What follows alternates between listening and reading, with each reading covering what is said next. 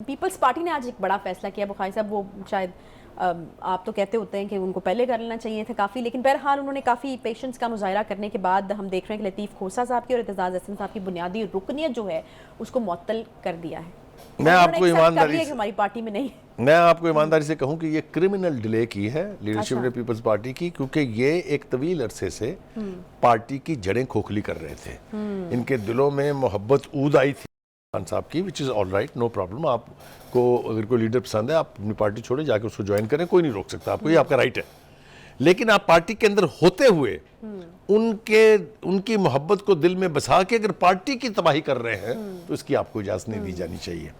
और फिर जो ऑब्जेक्टिव है उनका वो इतना पर्सनलाइज्ड है कि मुझे तो शर्म आती है उसका तज़किरा करते हुए भी, लेकिन मैं करने से बाज नहीं आऊँगा।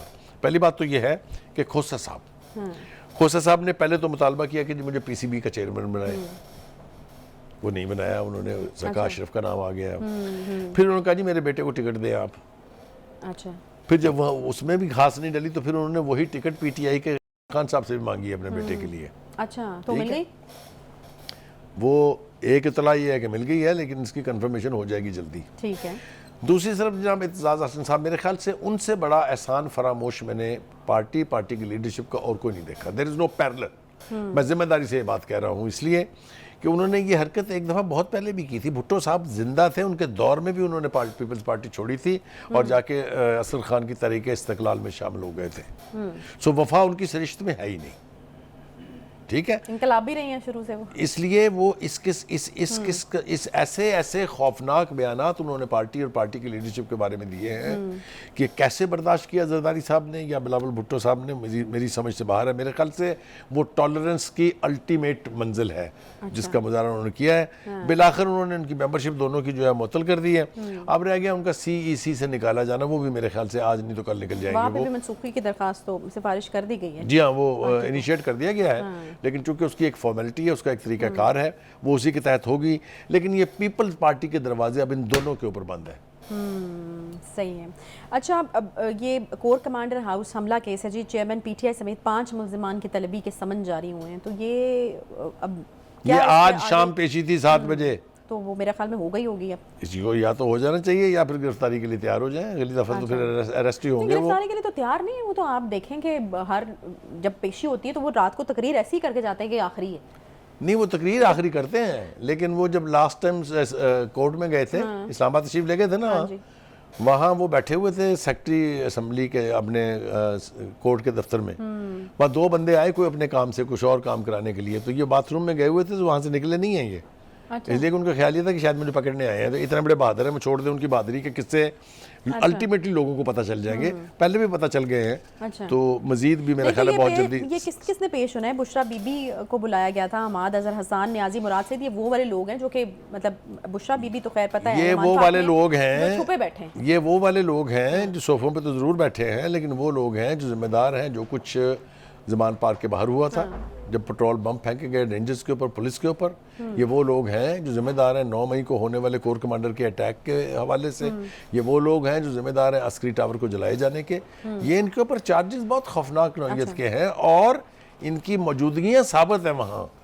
Nothing needs to be proved. सबूत इनके मुतल्लिक हैं, वीडियो सबूत भी हैं, इनकी तकारीर भी हैं, इनके उकसाने वाली वो स्टेटमेंट्स भी हैं सारी। तो ये मेरे ख्याल से बकरे की माँ कब तक खैर मनाएगी, ये भी जल्दी कोई ना कोई रंग लाएगा। ये जो सिलसिला है ख़ास तौर से कोर कमांडर हाउस का, तो इसके लिए भी बहुत ज़्यादा इंतजार करने की ज़रूरत नहीं है। मेरे ख्याल में इसमें तो फिर कोई रियायत जो है वो तो बारहा कहा गया है कि इस मामले में जो है वो कोई रियायत जो है वो नहीं मिलेगी। फैसल वाडा साहब एक बार फिर से मैदान में आया और मेरे ख्याल में मैं हमेशा कहती होती हूँ कि वाडा साहब आजकल जो बात करते हैं ना, मेरे ख्याल में ज़रा उसको गौर से सुनना चाहिए, उसके पीछे होती है बड़ी प्रेडिक्शंस वो पहले कर चुके हैं और सही साबित भी हुए हैं।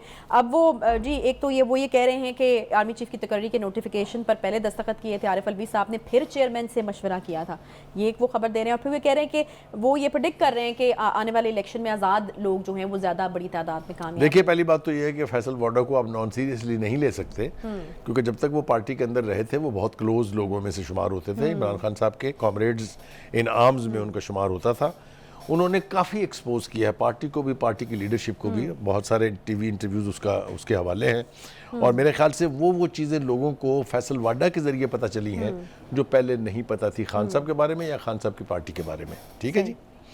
दूसरी बात ये है कि एक और बात जो उन्होंने बड़े वसूख से कही है वो ये है कि एक तो ये वो उन्हीं लोगों का साथ देंगे जिनको वो आज़ाद करार दे रहे हैं। इसका मतलब ये है कि वो किसी पार्टी में नहीं जा रहे हैं।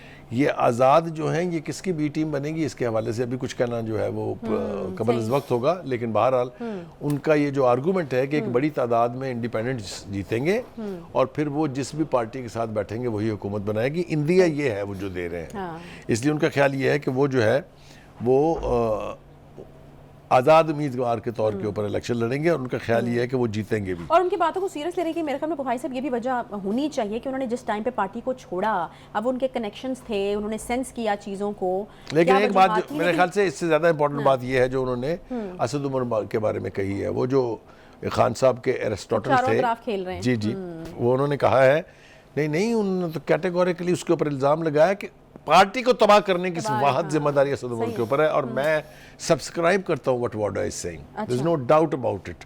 ये वो लोग हैं जो आज कह रहे हैं कि हमारा तो पार्टी से कोई ताल्लुक नहीं है और पार्टी ने उनको निकाल भी दिया है, लेकिन ये वही लोग हैं जो कहते थे ये इमरान यानी पार्टी का जो हेड है वो हमारी रेड लाइन है और अगर ये हुआ तो खून बहेगा, ये पता नहीं क्या क्या कहेगा ये। और शेख रशीद जाद दोनों को अपनी ज़बान पर कोई काबू नहीं था, एक ऐसा खौफनाक मंजरनामा दिखाते थे कौम को कि पता नहीं क्या क़यामत टूट पड़ेगी। वो क़यामत जो है वो इस वक्त ज़मान पार्क के बेडरूम में तशरीफ रखती हैं। अच्छा। और कोई क़यामत वामत नहीं है। अच्छा, पीटीआई के एक साबिक वफाकी वजीर की आज गिरफ्तारी है, गुलाम सरवर खान साहब, याद होगा जी मुझे बहुत अच्छी तरह याद है। उन्होंने जो शोहरत पाई है वो ये है कि पाकिस्तान इंटरनेशनल एयरलाइन जो है उसकी बर्बादी का वो बायस बने हैं।